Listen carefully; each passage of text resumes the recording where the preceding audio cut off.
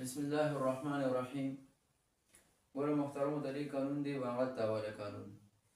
دوی د دې قانون خلاصه ده نه چې هر هغه دال ساکن چې د هغې نه پس تای متحرکه واقع شي خو په دې شرط سره چې دا تا کومه واقع شوې دا د تا ابتعاد تا نه وي نو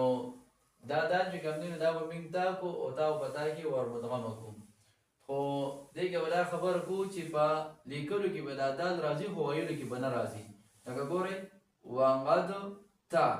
نو د دال ساکن نه پس تای متحرکه راغله نو اوس دا دال موږ تا کړه او تا مو تا کې ور مدغمه کړه نو وانقد تا شو وانقد تا خو دا دال چې کوم منځ کې دی نو دا به لیکلی شي خو ویلې به نه شي نو دې باندې ماشوم دې ته کې پوهه کول پکار دي نو که دا دغه شان دی په یو کلمه کې راغلي نو اوم به دې طریقې سره دا بدلېږي او که نه چېرې په دوه کلمو کې راغلي چې د دال ساکن نه پس تای متحرکه راغلي لکه قد تبینه نو دلته کې دا قد چې کوم دی نو دا ساکن دی او تلې نه پس تای متحرکه راغله د دوه کلمې دي نو دا دال موږ تا کړه او تا مو په دا کې ور مدغمه کړله خو دا دال به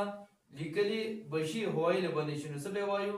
قد تبینه د دې نه څه جوړ شو قد تبینه قد تبینه نو دې طریقې سره ماشوم پوهه کول پکار دی بیا ورته دا مثالونه وروړو هم د دې بابونه لري ورته مثالونه په ابتدا کې وروړو نو قانونونه یې پکې ورته جاری کړي لکه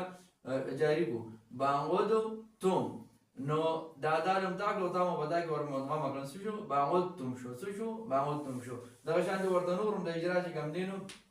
هغه صیغې وروړلو او دې طریقې سره ورسره کوم دی نو څوک اجرا دې ورسره وکړو